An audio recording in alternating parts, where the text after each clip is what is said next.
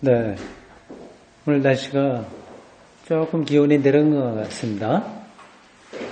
그래서 감기 걸리신 분들도 제법 있고요. 오늘날만이 아니라 가을에는 이제 이 기온차가 심해서 감기 들리네요. 그리고 집사람도 거의 감기를 계속 달고 사네요. 어떻게 된 건지 모르겠어요.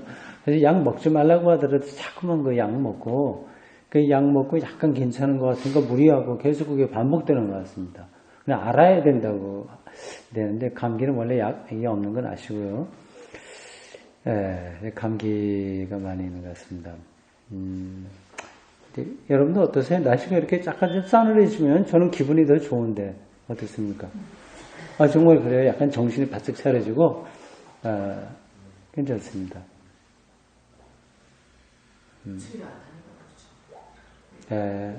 그래요? 추위하고 더위 뭐 양쪽 다 잘 타지 않는데, 정말 그렇게 체질이 있는 건지 아니면, 그걸 그냥 그대로 받아들이는 마음의 자세가 되어 있는 건지, 그건 잘 모르겠습니다. 가을, 지금 낙엽이 대단하고요. 오늘 낮에 잠깐 일이 있어서 영천 시내 나갔었습니다. 장날인가 봐요. 많이 이제 장사하시는 분들이 있고요. 근데 가로수에 요즘은 그 은행나무가 많잖아요. 근데 은행 열매들이 막 떨어지는데 그 옆에 새로운 차 본네트에 따다다다다다 막 이렇게 떨어지더라고요. 그 열매 말이죠, 은행.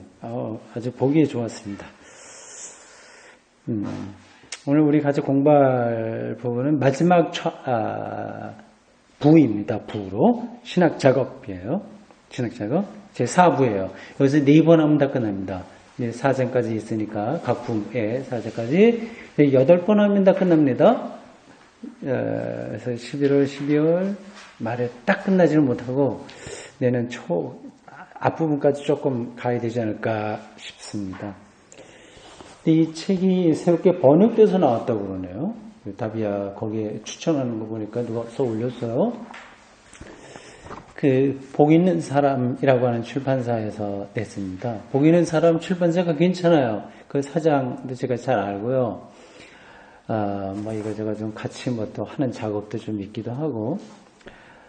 근데 이 책이 정말 중요한 건데 이 번역이 좀 그랬어요. 이번에 새롭게 나온 게 번역이 잘 됐을 거라고 기대를 하고 저는 신청을 해놨습니다. 뭐 하루 이틀 사이에 올 텐데 제가 보고 번역이 정말 잘 됐으면 다시 소개를 해드리겠습니다. 네. 신학 작업이요. 독일어로 이렇게 되어 있어요. Die theologische Arbeit. 아르바이트라고 하는 건 아시죠? 많이 들었죠? 아르바이트 한다. 그게 독일어거든요. 근데 아르바이트 한다고 하면 우리는 자기 직업이 따로 있고 조금 이제 옆에 가서 일하는 걸 아르바이트 한다고 하는데 그게 아니라 일, 노동, 그 전체를 얘기합니다. 그래서 신학적인 노동, 신학 작업, 이렇게 생각하시면 되겠습니다. 그 중에 첫 챕터, 전체로 보면은 14장 기도예요. 이 신학과 어떻게 기도가 연관되냐? 약간 의아하게 생각할 수 있습니다. 신학은 기도라기보다도 열심히 생각하고 바르트의 표현대로 인텔렉투스 피데이, 믿음의 지성과 믿음 이게 같이 가는 것. 그러니까 지성적인 게 굉장히 중요한 요소인데 기도라고 하는 거는 뭐 지성적인 게 아니라 좀 다른 요소잖아요. 하나님과의 어떤 영적인 친밀감 속으로 들어가는 건데 이게 어떻게 신학 작업이냐. 그런 것보다는 뭐 바울이 로마서에서 칭의를 어떻게 얘기했으며 죄를 어떻게 얘기했으며 어거스틴이 삼위일체를 어떻게 얘기했는지 또 안셀림이 어떻게 했는지 그런 것들을 뭐 쭉 따라가는 게 신학이라고 생각을 하잖아요. 그러니까 위대한 신학자들의 논리들을 잘 우리가 얻어 듣고 그래서 그걸 근거로 해서 오늘 우리의 문제들을 풀어가는 게 이제 신학 작업인데 바르트는 첫 번째 요소로 기도를 신학 작업으로 잡고 있습니다. 왜 그런지를 우리가 따라가겠습니다. 제4부에 해당하는 강의들의 총 주제는 신학 작업이다. 몇 번 반복해서 말씀드렸습니다만 신학, 이거는 신학만이 아니라 신앙까지 포함되는 거예요. 그러니까 영성이라고 해도 좋아요. 그러니까 영적 작업이다. 아니면 신앙 작업이다. 총 주제가 그렇습니다. 제1부에 해당하는 강의들에서 우리는 신학의 대상에 의해 신학에 부과되는 신학의 특별한 자리에 대해서 이야기했다. 자리 얘기했죠? 말씀 뭐 등등등등 그런 거 기억하실 겁니다. 말씀, 증인들, 공동체, 성령 이런 것들이요. 그리고 2부에 해당하는 강의에서는 신학적 실종, 놀라움, 또 뭐 당혹, 그리고 어떤 의무, 뭐 신앙 그런 거를 얘기했고요. 3부에 해당하는 강의들에서는 신학과 신학자가 거기서 노출되는 바 위협, 그 바로 앞에 우리가 여러 번 얘기했습니다. 신학을 위협하는 요소, 고독, 의심, 시험, 소망이라고 우리가 쭉 공부를 했어요. 저도 그 부분에서 느낀 바가 많이 있습니다. 고독, 의심, 시험, 그런 것들을 가능하게 하는, 그걸 뚫고 나가게 하는 희망, 이게 신학의 위협의 요소들을 극복하는 핵심 요소다 얘기하는 거고요. 고독과 의심, 시험 이거는 피할 수 없습니다. 그걸 피하려고 하면 그건 정말 도피이고 이걸 부둥켜 안으면서 여기에서 이제 참된 희망이 가능하다고 하는 저 나락으로 떨어져야 그때 이제 참된 희망이 사람에게 거는 기대가 아니라 하나님을 향한 그러한 희망이 싹 드는 거죠. 이게 신앙의 엑기스인 거예요. 네, 그런 것들을 우리가 3부에서 얘기했습니다. 이제 마지막 4부에서 우리는 신학이 뭘 하냐, 도대체가 하는 거가 실제 뭐냐. 네, 여러분들이 4부를 공부하면서 위로를 많이 받을 거예요. 신학하면 겁나잖아요. 위대한 학자들 현대 몰트만 파넨베르크, 융엘, 오트 등등 그런 사람들의 온갖 요즘 잘 나가고 있는 톰 라이트라든지 맥그레스 이런 사람들 일일이 다 따라가려면 골치 아픈 건데 이제 전혀 다른 차원을 얘기합니다. 신학의 근본 행위에 대해서 말이죠. 이 4부를 여러분들이 잘 따라가면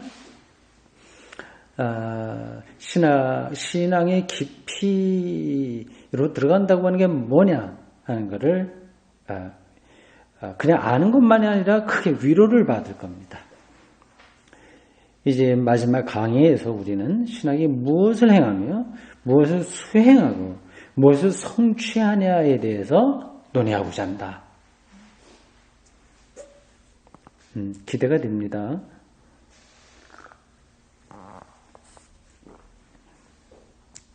바로 앞에 강의에서 우리는 두 가지 점을 분명하게 했다. 첫 번째로 신학이란 사방에서 공격해오는 큰 역경 속에서만 펼쳐진다. 역경. 고독, 의심 이런 것들 다 역경이잖아요. 그거 없으면 신학이 안 되는 거예요. 욥과 같은 절대적인 절망, 수렁에 빠지지 않으면 신학이 불가능합니다. 예수의 십자가와 같은 하나님으로부터 버림받은 것과 같은 상태에 떨어지는 경험이 없으면 신학은 불가능합니다. 이건 낭만이 아닌 거예요. 모든 게 다 잘 돼갖고 이거 하나님께 감사한다. 이거는 말만, 입으로만 감사하는 거지 실제 감사가 뭔지를 잘 모르는 겁니다. 40년의 광야 생활 이런 걸 거치지 않으면 가나안에 들어갈 수 없는 것 같습니다. 이건 여러분들이 늘 염두에 두셔야 될 거예요. 좋은 쪽으로만 모든 일들을 이제 할 수는 없고요. 오히려 역설적이에요. 역경 속에서만 신학이 가능하다. 그러니까 하나님과의 참된 관계가 가능하다.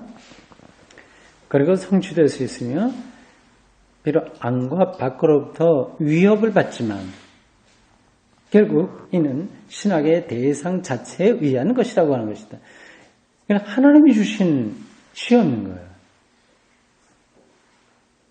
피할 수 없어요. 그리고 그래야만 우리가 구원받는 거예요, 사실. 거기서 불살라져야 되는 거예요. 우리 몇 번 얘기했죠. 하나님의 태우는 불에 우리가 직면해서 우리의 이제 가라지와 같은 것들. 그건 없는 게 없는 거예요. 신학에도 있어요. 어거스틴에게도 그런 게 있어요. 그 어떤 위대한 신학자도 아무도 그 불을 통과할 수는 없습니다. 뭐 저는 두말할 것도 없고요.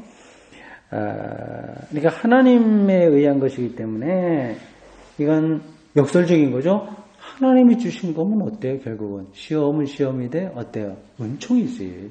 그건 기쁨이죠. 그게 희망인 거야. 그러니까 이렇게 지금 굉장히 불편하고 힘든 거 인생살이 있잖아요.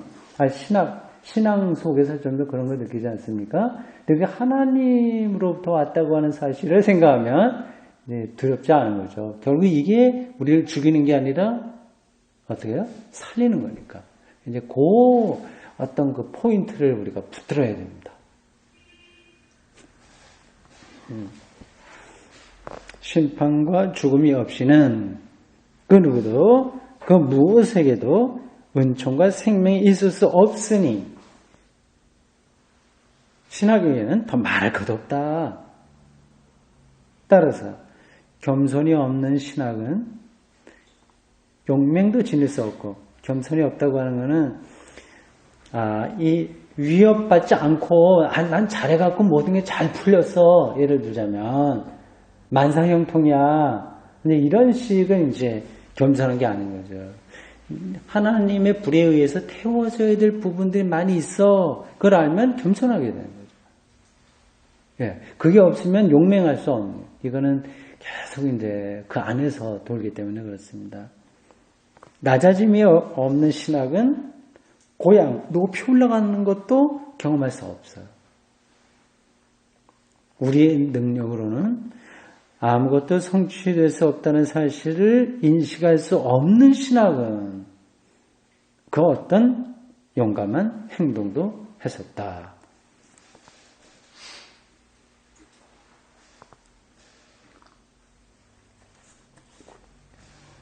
신학이라고 말은 붙이긴 하는데 사실은 이게 신앙이라고 하는 게 딱 들어오죠? 그렇습니다. 그러니까 마음 편안하게 여러분들 가지셔도 돼요. 이제 마음 편하다고 하는 건 어려움이 와도 결국 이것은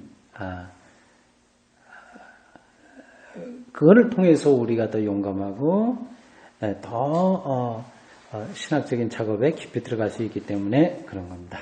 하나님과의 관계인 거예요. 두 번째로 신학은 위협과 역경 속에서만 신학 활동을 할 수 있는 바, 이 위험과 역경 속에서 신학의 보다 큰 희망과 자극이 거기 은폐되어 있기 때문에 활발하고 과감하게 착수해 나가야 되고 계속 또 수행해야 된다. 두 번째 부분인 거예요. 앞부분에서는 역경, 시련, 낮아짐 이런 게 있어야 정말 용맹스럽게 할 수 있는데 신학 활동을 할 수 있는다 하는 거고요. 두 번째는 그 희망과 자극이 거기 숨어 있다. 이제 이걸 못 보면 우리는 이제 이렇게 해서 혼란스럽게 사는 거죠. 그 다음 좀 넘어가십시오. 바로 심판 속에서 은혜가 일어나며 베풀어지고 바로 죽음 속에서 생명이 일깨워지고 실현된다. 이거 아주 리얼하게 우리가 느끼며 살아야 되겠죠. 이거 우리는 죽지 않으려고 발버둥 치잖아요. 사실은요. 여러 가지 면에서요. 네. 하나님과의 관계에서 그걸 붙들고 있으면 오히려 죽는 거, 죽음으로 오히려 생명의 깊이로 들어가게 되는 거죠. 그걸 이제 일상에서 살아내는 게 바울도 그랬잖아요. 나는 매일 죽노라. 어느 구절에 나오나? 바울이 분명히 기억하시죠? 나는 매일 죽노라. 예. 그런 나락으로 떨어지는 경험, 이렇게 자기에 있는 그런 인간적 한계들을 뚫어보는 것이고, 그렇기 때문에 그건 죽지 않으면 안 되는 것이고요. 그럴 때만 생명이 아주 더 활발하게 그의 영혼 속에서 일어나는 거죠. 이제 이런 것들 저 목사로서도 이게 좀 사실 잘 안 돼요. 꾸준하게 노력을 하긴 하는데 쉽지 않습니다. 그러니까 계속해서 우리가 책도 읽어야 되고 또 서로 이야기해야 되고 또 뭐 말씀도 들어야 되고 그런 수행 이런 게 꾸준하게 있어야 됩니다.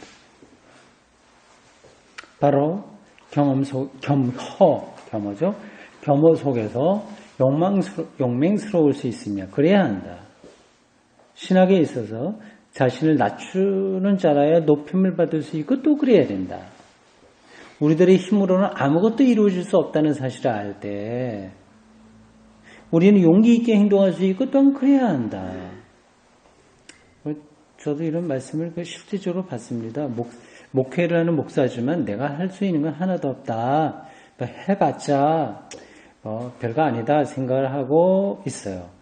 그럴 때 이제 용기 있게 행동할 수도 있는 거죠.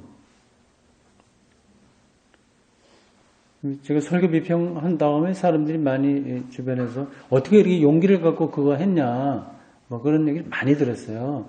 한국의 대표적인 그런 목사님들에 대한 그 설교를 그 남의 그 마음 아프게 하는 건데 뭐 그렇게 하냐. 그리고 그것 때문에 불이익 같은 것도 있을 수 있는데 어떻게 하냐 뭐 그런 얘기를 많이 들었습니다. 근데 뭐 제가 하는 게 큰일이 아니라고 하는 사실을 생각하고 있기 때문에 뭐 그 이거저거 좌고 우면 이거저거 뭐 생각하지 않고 있는 그대로 얘기했을 뿐이에요. 이게 뭐 저 경우하고 딱 맞는 건지 어떤지 모르겠지만 내 힘으로는 아무것도 할 수 없다고 하는 사실을 깊이 있게 인식하면 용기가 생기는 거죠. 신학이 그것의 대상에게 충실하고 하나님이요. 신실할 때 죄인의 죽음과 그의 구원을 중요시해야 된다. 자기를 죄인으로 인식하는 거죠. 그리고 그분을 통해서 구원받는다고 하는 사실을 중시해야 되고요. 모든 고독과 회의에도 불구하고 신학이란 그것의 대상에게 충실하고 신실할 뿐인 바 그래야 되는데 고독과 회의에도 하나님에게만 충실해야 되는데 신학의 대상에 의해서 시험받기 때문에 더 그렇다. 그 시험이 하나님에게로부터 오는 거기 때문에 그분에게 충실해야 된다. 신학 작업은 심판과 죄로 말미암아 일어나는 큰 위협을 받고 있다. 이게 무슨 뜻이냐면 신학이 나와도요 그 한계가 계속 드러나는 거예요. 뭐 불투만 뭐 이런저런 사람 신학자들 많이 얘기하는데 해방 신학도 있고 뭐 여성 신학도 있고 많이 하는데 근데 그들은 그 신학을 하면 할수록 그 잘못된 부분들이 그 안에 계속 나와 있어요. 인간이 하는 건 어쩔 수 없습니다. 그 어떤 것도 순수하고 완벽한 건 없어요. 예. 그래서 그러니까 그런 것이 하나님 앞에 서게 되면 그게 드러나는 거야. 이제 숨길 수가 없어요. 거울 앞에, 깨끗한 거울 앞에 얼굴에 이제 이렇게 얼룩이진 거 갖고 쓰는 거하고 똑같기 때문에 어떤 사람은 얼룩이 좀 더 많고 어떤 사람은 적을 뿐이라서 정말 거울 앞에 서면 다 보이는 거예요. 근데 거울을 안 보면 얼룩진 게 안 보이니까 속은 편하죠. 사실은. 신학 작업은 심판과 죄로 말미암아 일어나는 위협을 받고 있다. 그럼에도 불구하고 은혜와 구원에 대한 큰 희망을 갖고 우리는 신학 작업을 해야 된다. 우리는 본 강의에서 첫 번째 것을 안중에 두면서 두 번째 것에 관심해야 된다. 위협이 있지만 희망이 있다 이거예요. 거기에 이제 관심해야 된다. 신학 작업의 첫 번째 되고 기본적인 행동은 용기를 갖고 우리가 신학을 해야 되는데 첫 번째 행동은 기도다. 이미 여러분들 아시겠죠? 이 기도가 단순히 형식적인 기도를 가리키는 게 아니라고 하는 걸 말입니다. 따라가 보겠습니다. 따라서 기도는 여기에서 논의될 모든 내용의 기본을 이룬다. 확실히 처음부터 신학 작업이란 연구이고 정말 실제로 연구하는 거죠. 어느 면으로 보나 봉사이고 결국 사랑의 행동이다.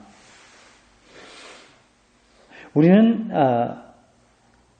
그렇지만 우리는 기도로서 신학 작업을 시작해야 하며 진행해야 된다. 신학 활동이란 기도의 행동으로 수행되어야 할 작업이다. 이것이 신학의 고유한 특성이다.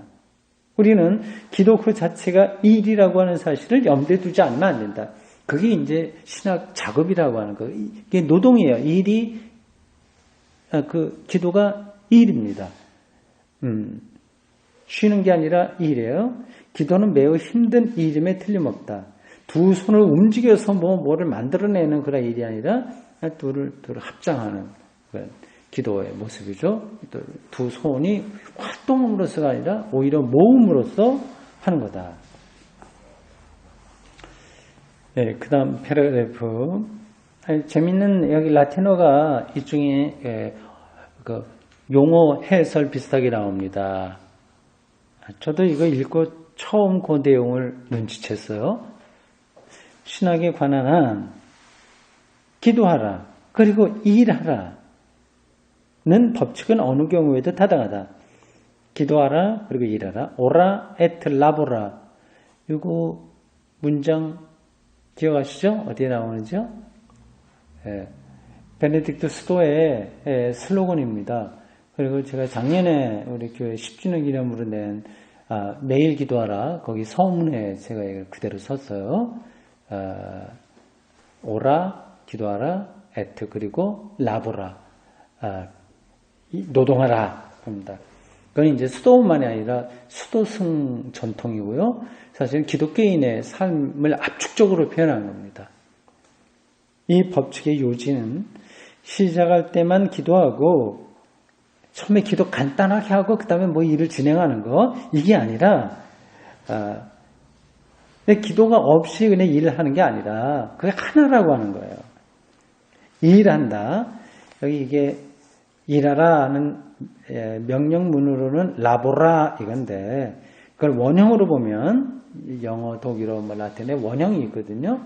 보면 라보라레 이게 일한다고 하는 동사의 원형입니다. 여기 보면 오라가 들어있죠. 라보라레 요 아래 스펠링 보시면요. 오라레가 라보라레 안에 들어있는 거예요. 그러니까 핵심에서 그러니까 라보라레라고 하는 이 라틴어의 핵심은 오라레 기도하는 것이라고 하는 거죠. 재밌죠? 이 두 표현이요. 그러니까 노동하라고 하는 거하고 기도한다고 하는 거는 이 라틴어 그 뿌리로 보면 어근 이걸로 보면 거의 동일한 거예요. 네, 저도 이거 좀 좋은 거 배웠습니다. 나중에 저도 이거를 다른 데 가서 이야기할 때 꼭 기억했다가 이걸 말해야 되겠습니다. 그러니까 라보라레 안에 오라레 기도한다 이게 들어있다고 하는 거죠. 그러니까 일한다고 하는 모든 차원과 관계와 움직임이 일종의 기도요. 기도의 의미이다.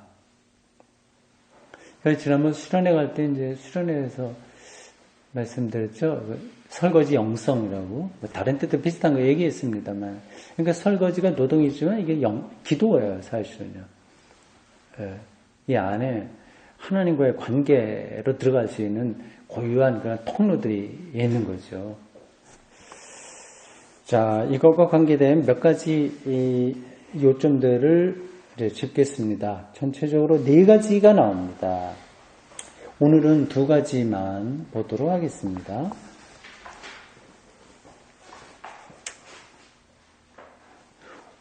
첫 번째, 옳고 유용한 신학작업의 특징이란 교회와 세계의 삶의 현장을 향해 열려있는 창문들을 가졌을 뿐만 아니라 천정, 하늘로 난 창을 가지고 있는 영역 안에서 일어난다는 데 있다.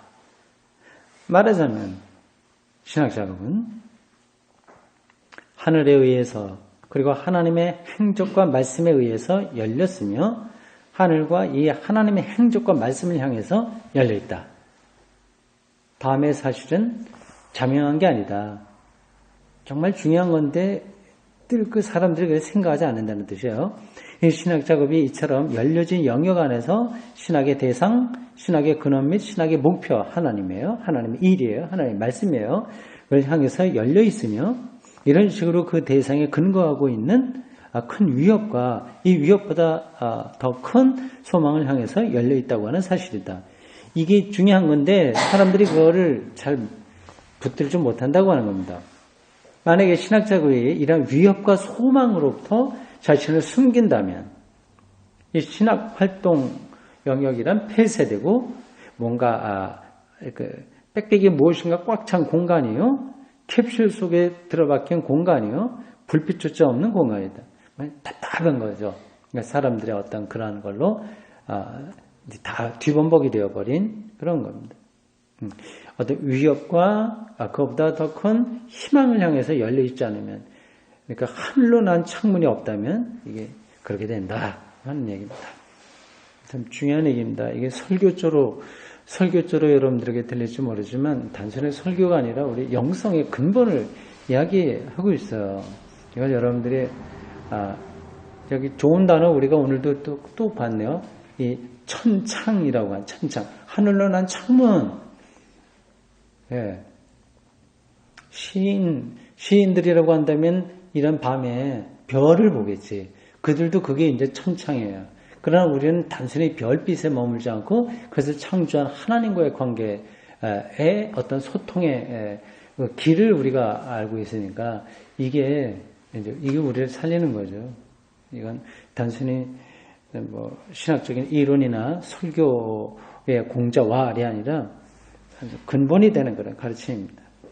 그런 게 없으면 불빛조차 없는 공간으로 떨어지고 마는 거죠.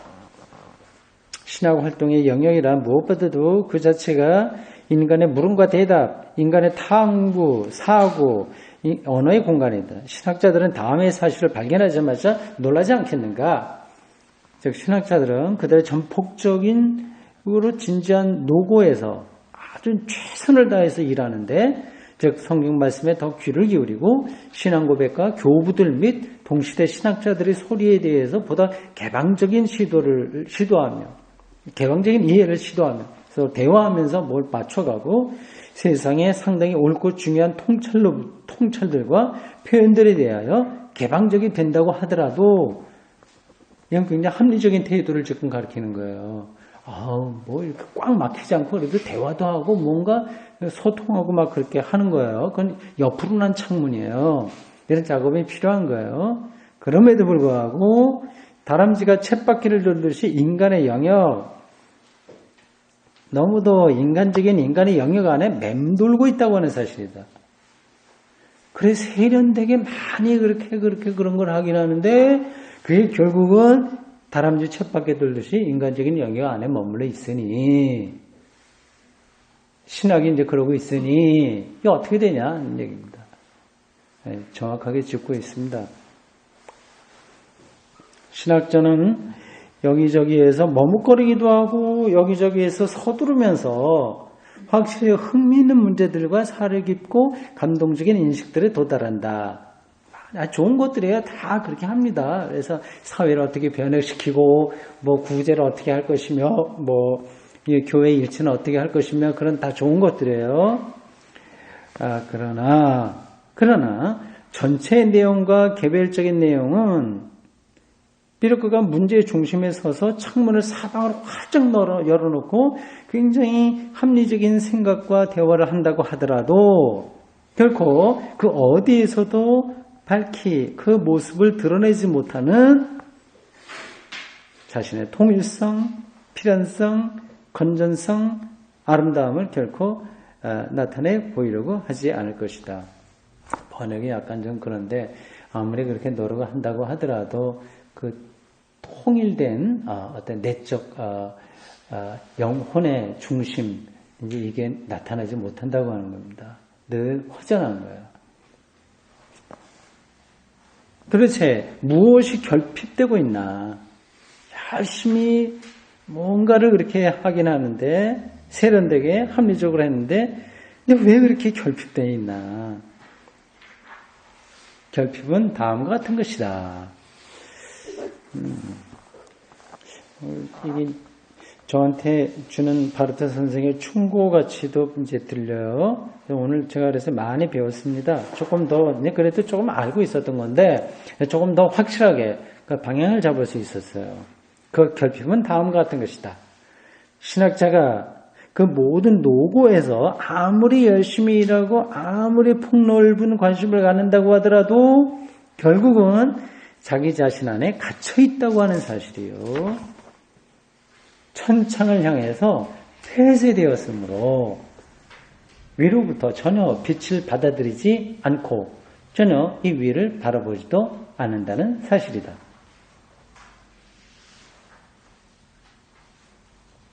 그러니까 말은 많은데 어떤 빛은 없는 그런 상황이죠. 이것을 해결하기 위하여 우리는 무엇을 할 수 있으면 무엇을 해야 하나?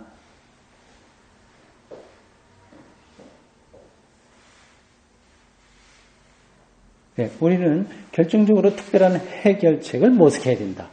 저 순환 운동이 깨져야 된다. 그러니까 자기들끼리 똑같은 수평, 차원이 똑같아. 아무리 말해봐요.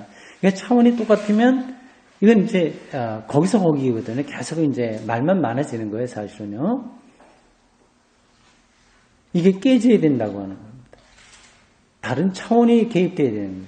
그러니까 안식일을 위해 마련하여 안식의 축제를 올려야 된다. 그러나 이 안식일의 목적은 다른 일하는 날들을 제거하거나 그 일하는 날들의 과제를 피하려고 하는 데에 있는 게 아니다. 이 일하는 날들이 결핍하고 있는 위로부터 오는 빛을 이 일하는 날들에게 공급하는 데에 있다. 그렇죠. 그냥 합리적으로만 생각한다면 안식일 쉬면 안 돼. 그날도 일해갖고 뭐 좀 생산성을 높여야 되는데 이제 이게 하루 쉰다고 하는 거는 빛을 이제 받는 거죠. 이 안식일 사건이 어떻게 가능한가? 이 안식일은 신학자가 신앙의 지성을 수행하려는 모두 일반적인 신학의 작업에 지성과 신앙이 같이 가는 그런 모든 노력에서 그것이 아무리 귀하다고 하더라도 일단 손을 떼고 신학의 대상 자체에게만 몰두하는 데 있다.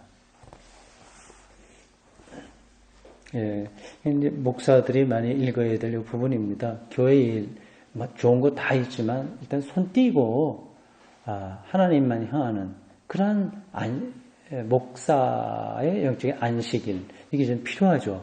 근데 한국 교회에는 그게 없어요. 목사가 그러면 신자들이 오히려 불안하게 생각해요. 우리 목사 노나 뭐 예를 들자면 그런 식으로 게으르다 뭐 그렇게 또 좀 생각할 수도 있습니다. 물론 이제 성실하게 안 하는 게 이제 그걸 합리화하려고 드리는 말씀은 아니고요. 너무 이제 교일이 뒤범벅이 되어 있으니까 이게 아무리 세련되게 교양 있게 하려고 하더라도 이게 차원이 그 안에 같이 있어서 안 된다고 하는 겁니다. 그러니까 목사가 이게 정말 한국교회 목사는 다 들어야 될 얘기네요. 다 접어두고 그 신학의 대상, 그러니까 목회의 대상, 교회의 머리, 그분에게 몰두한 일, 이게 기도예요, 사실.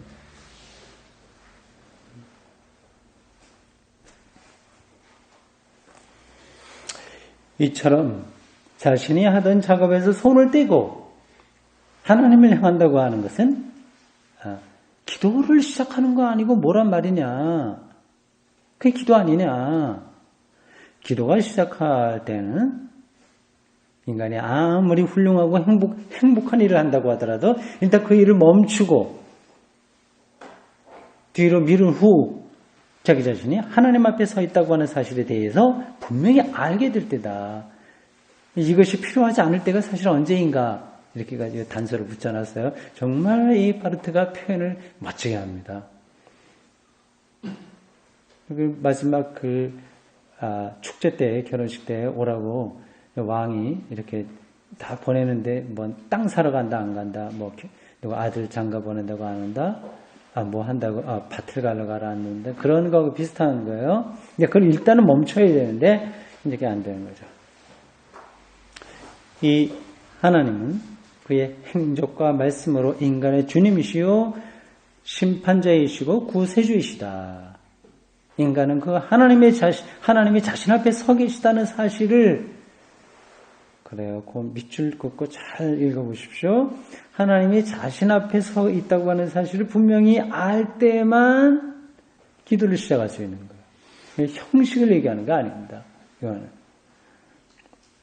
이게 절대 생명과 이렇게 조우 직면했을 때 이제 그때 이제 안에서 기도가 나오는 거죠. 아니다. 이거는 부정이라기보다도 조금 더 큰 긍정을 가리키는 건데 이 번역이 약간 잘못된 것 같아요. 그래서 그거는 아니다라고 하는 빼놓으시면 되겠습니다. 이 하나님은 그의 행적과 말씀에서 권위를 가지셨고 거룩하시며 자비로우시다. 그는 인간의 모든 작업을 위험에 빠뜨리시는 큰 위협인 동시에 인간의 모든 작업에 보다 큰 희망이다. 다른 건 다 없어져도 괜찮은 거예요, 사실은요. 인간의 하는 일은 다 정지돼도 됩니다. 하나님 앞에서는 그런 거죠.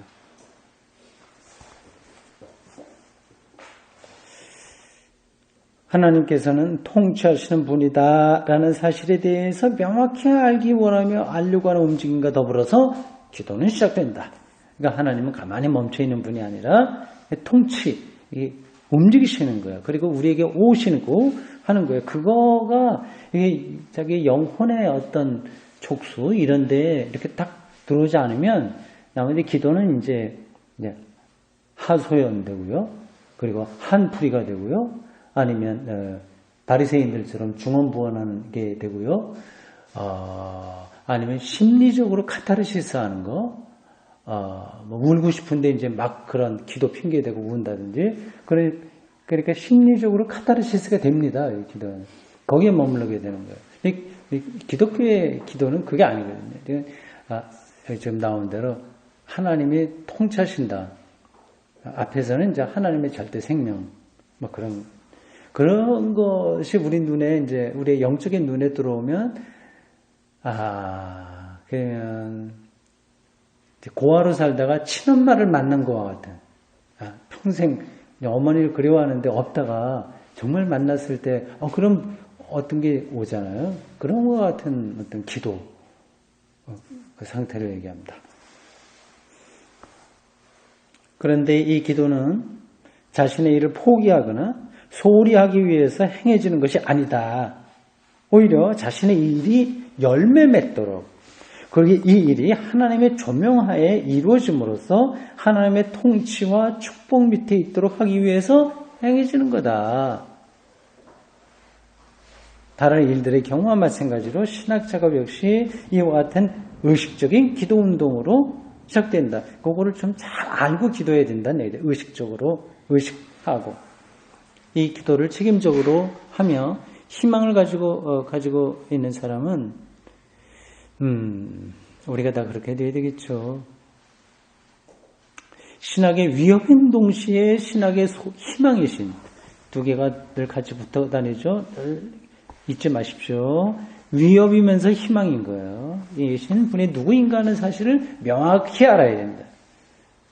하나님에 대한 물음과 추구는 항상 특별한 행동에 관한 일이다. 하나님이 하신다. 통치하신다 그런 거예요. 이 일 외에 다른 일들은 일단 물러서야 된다. 그러니까 안식일은 하나님의 세계를 창조하신 거, 그리고 출애굽하신 거, 이거를 기억하는 날 하나님이 가만히 어디 공간에 앉아 있어갖고 뭐 어떻게 하신 게 아니라 통치하셨잖아요. 그래서 이제 안식일이 있는 것처럼 할 것 같습니다. 일단 다른 일들은 멈춰라 하는 거죠. 안식일의 일 다음에 모든 다른 일들이 따라오듯이 그래서 저 특수 행동인 기도에 의해서 모든 일들과 신학 작업은 열리게 되고 옳게 조명되며 나아가서 올바른 일들이 성취된다.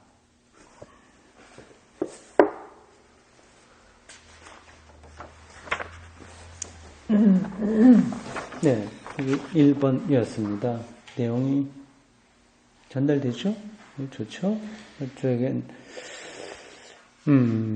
조금 이렇게 어수선하게 이렇게 좀 있었던 어떤 부분들이 여기서 더 명확하게 저에게 오는 것 같습니다. 참 바르타 선생에게 참 고마운 마음이 많네요. 2번이에요. 여기까지 합시다. 오늘 시간이 조금 이게 양쪽으로 보면 2번까지 하면은 반이 좀 넘긴 한데 어쨌든 오늘 2번까지 한번 하겠습니다. 좀 빨리 읽겠습니다. 2번 신학 작업의 대상은 그 어떤 것, 독일어로 에트바스 이렇게 됐어요. 그러니까 뭐 영어로 데트 뭐 이런 거 그런 정도입니다. 이게 아니라 어떤 것이 아니라 그냥 그런 분이 아니 그게 아니라 어떤 분 인격적인 아이너 어떤 한 분이다. 그는 지고 최고로 높은 그 무엇이 아니고 철학이 이야기하는 최고 존재자 그런 건 아니고 절대적인 그 무엇도 아니다. 이것이 또한 존재의 근거나 그런 것도 아니다. 폴 틸리히가 이제 신학자 이런 사람이 자주 쓰는 용어가 존재의 근거 이런 거거든요. 이런 것에 대한 비판이 여기 좀 담겨 있습니다. 그 비슷한 거 무엇이든지 간에 그게 아니다. 그것은 단순히 그들이 존재 근거 이런 것들은 그냥 S에 불과하다. it 영어로 보면 it예요. it에 불과하다. 그게 아니라 신학의 대상은 에어 독일어로 그래서 그분 he예요. he 영어로 그 인격적인 he다. 그분인 그 어떤 한 분은 빈둥대는 침묵의 존재가 아니라 이분은 그 행적에 있어서 바로 그 말씀이신 그런 분이시다. 제가 그 다른 노자, 장자 그 이야기 가끔 했잖아요. 도에 대해서 도가 이제 기독교 하나님, 뭐 성령하고도 이렇게 좀 연관된다고 할 때 그거는 늘 전제가 되는 겁니다. 꼭 그렇다는 뜻은 아니에요. 그러니까 도 존재 이게 하나님 자체라고 하는 게 아니라 그런 속성으로 우리가 이해할 수 있다고 하는 거예요. 여기는 성세 하나님은 그러한 차원, 철학, 뭐 사상 그런 차원 내 그 최고 절대 존재자와 다르다기보다도 바로 그거를 뛰어넘는 성격이 전혀 다른 그분. 그러니까 인격적인 관계가 맺어지는 분. 그래서 성서에 보면 다음 주에 설교할 제목이 언뜻 떠오르네요. 주인대 하나님 여호와를 찬양하라라고 그러는 거, 감사하라라든가. 근데 거기 나오죠. 너희 하나님이라고 그랬어요. 그러니까 그냥 막연한 그런 하나님 아니라 너라고. 너희 하나님.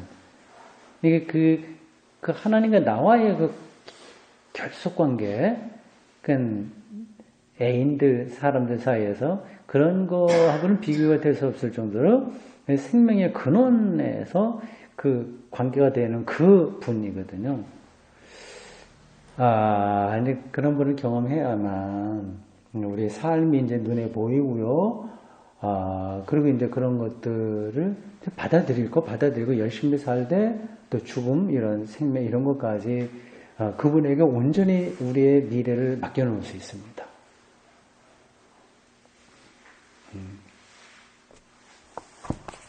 그 다음, 신학의 과제란 그분, 그 어떤 분, 그의 행적을 통해서 말씀하시는 그분의 소리에 귀를 기울이고 그 말씀에 관한 전말을 자기 자신에게와 교회와 세상에게 말해주는 데 있다.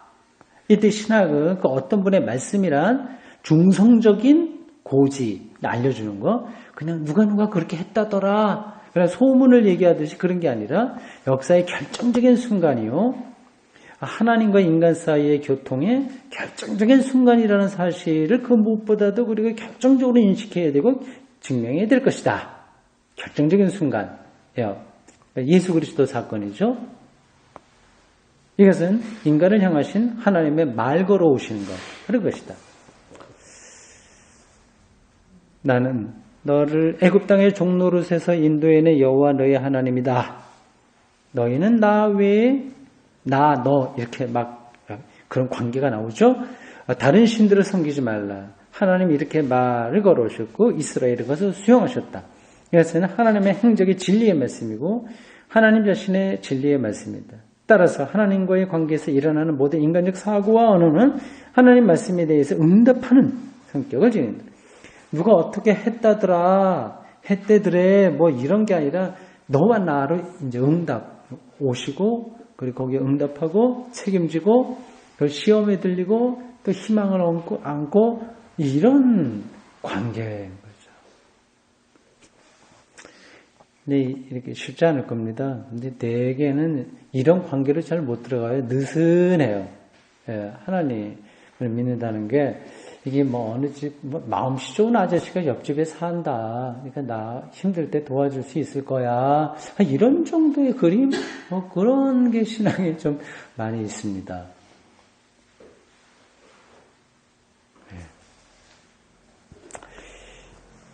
그런데 이 사고와 언어는 직접적으로 하나님에 대한 사고와 언어가 아니라 직접적으로는 우리가 못하니까 인간을 향하여 주어지는 하나님의 사고와 언어에 의해서 촉발된 우리 안에서 나온 게 아니라 그 말씀에 의해서 촉발된 하나님을 향한 인간의 사고의 언어이며 이 하나님을 따르며 이 하나님께 응답하는 사고의 언어다. 하나님은 어떤 분이시지 결코 그 어떤 것이 아니기 때문에 이 하나님에 대한 관계가 어떤 it 아까 얘기했죠. it 독일어로 s예요. it 그것이나 something 어떤 것으로 전락하면 인간의 사고와 언어는 모두 허구에 지나지 않는다. 결국은 떨어진다. 허구에 떨어진다. 인간의 사고와 언어는 하나님을 당신으로 하고 자신을 나로 해야 하는데 만약 하나님을 그분으로 3인칭이죠. 놓을 경우 인간의 사고와 언어는 이건 비본래적이 된다. 하나님에 대한 사고와 언어는 진정으로 응답적인 것으로 개방적이로든 아무도 모르게든 분명하게든 함축적이든 깊이가 조금씩 다르든 당신과의 관계에서 일어나는 사고와 언어다.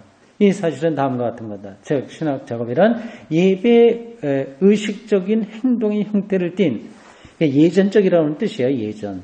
예배 의식이니까 예전이에요. 우리 전투교회 예배 의식이요. 예전적인 행동을 띤 하나님에 대한 부름과 기도로서 시작되고 진행되고 완성되어야 된다.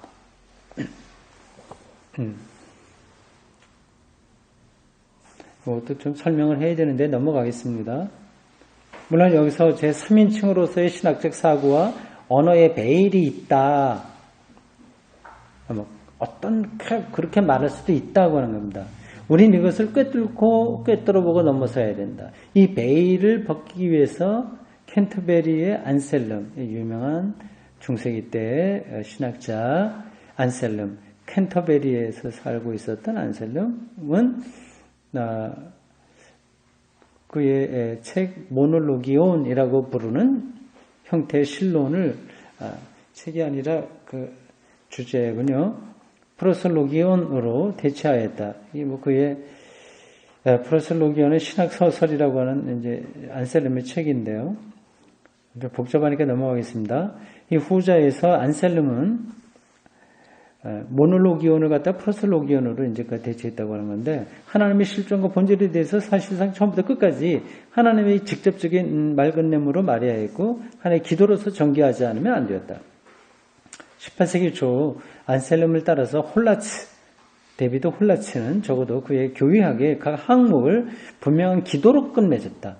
하나님이 인간의 하나님이 되시고 인간은 하나님의 인간이 되는 나와 당신의 관계, 나와 당신의 관계를 심사숙고하지 않으면 날카롭게 부각시키지 않는 신학은 그 어떤 절대적인 존재래 뭐 이런 식의 신학은 거짓 신학이며 비본래적인 것을 본래적인 것으로 받아들이는 신학이 가짜죠. 진정한 신학이란 함축적인 의미에서든 큰 의미에서든 분명한 구체적인 의미에서든 이 프로솔로기온 신학 소설 즉 수스프리움 그러니까 한숨 짓는 기도라는 뜻입니다. 그게 두 개 다 기도해야 할 것이다. 그러니까 막연하게 기도를 하나요? 아무나 나를 도와줄 존재가 있으면 나와서 도와주시오. 이거 안 하잖아요. 당신이에요. 그러니까 아브라함의 하나님, 이삭의 하나님, 아브라함, 이삭, 야곱의 하나님 이런 게 이제 성경에도 나오듯이요. 뜻입니다. 하나님께는 모든 것이 거기에 달려있는 바 행동하는 주체예요. 말씀하시는 주체가 되시기 때문에 신학의 대상이라는 사실을 스코어해야 된다. 만약 마지막 문장입니다. 교회의 신학이 그 출발부터 예배 의식적이 아니거나 그러니까 예전적이 아니거나 예배에 의해서 작동되지 않는다면 교회의 모든 예전 운동은 너무 늦은 것이다.